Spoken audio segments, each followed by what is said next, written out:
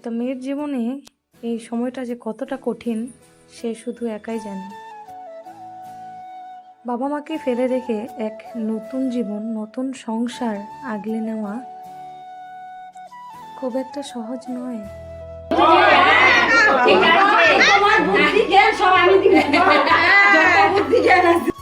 ছোটবেলা থেকে বড় হওয়া, বাড়ি ঘর, নিজের আত্মীয় স্বজন, মা বাবাকে ছেড়ে কিভাবে এক নিমিষে একটা নতুন ঘর পরিবেশে গিয়ে উঠতে হয়, তাই না? মেয়েদের জীবনটাই এরকম।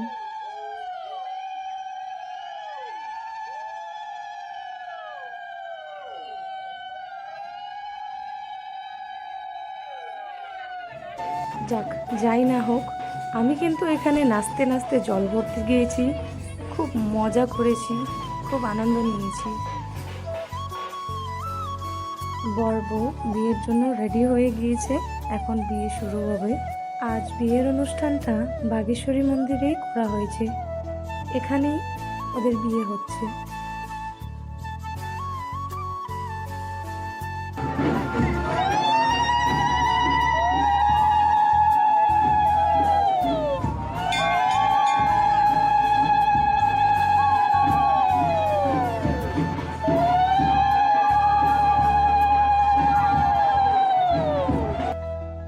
খাবার সময় ও একটু কান্দাকাটি করছিল বলে আমি গিয়ে ওর মনটা একটু ভালো করার চেষ্টা করছিলাম, তাই ও হাসিও দিয়ে দিয়েছে।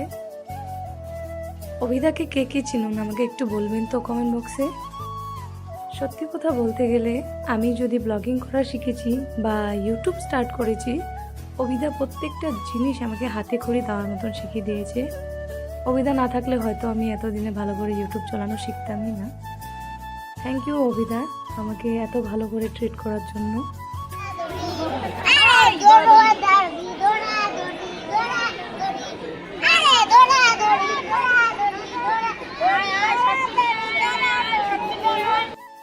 এই নিয়মটাতে নাকি বলা হয় যে মা বাবা আমি তোমার ঋণ শোধ করে দিলাম, কিন্তু বলেন তো কেউ কি কোনো কারো মা বাবার ঋণ শোধ করতে পারে?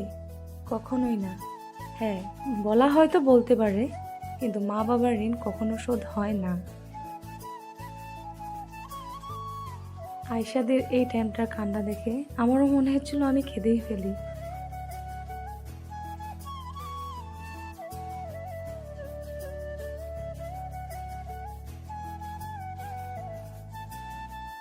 কেন যে এই নিয়মটা বানানো হয়েছে, একটি মেয়েকেই কেন যেতে হয় মা বাবাকে ছেড়ে?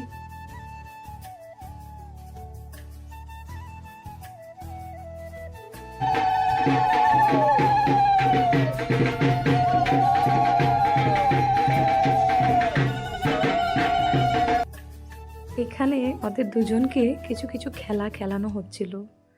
আমি তো জানি না, যেহেতু আমার ভালো করে বিয়ে হয়নি, তাই আমি এসব নিয়মের কথা কিচ্ছুই জানি না, শুধু দেখছিলাম। সবকিছুর দায়িত্ব আমি নিলাম, সবকিছুর দায়িত্ব আমি নিলাম। তোমার ভালো মন্দ সবকিছুর দায়িত্ব আমার।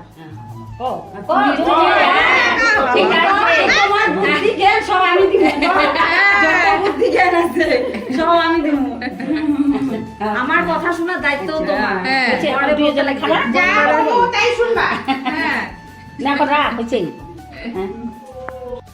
আজ আমার গলার ভয়েসটা অনেকটাই খারাপ, তাই ভালো করে ভয়েস ওভার দিতে পারিনি। আজকের জন্য এটুকুই, দেখা হবে আবার পরের ভিডিওতে। Bye bye.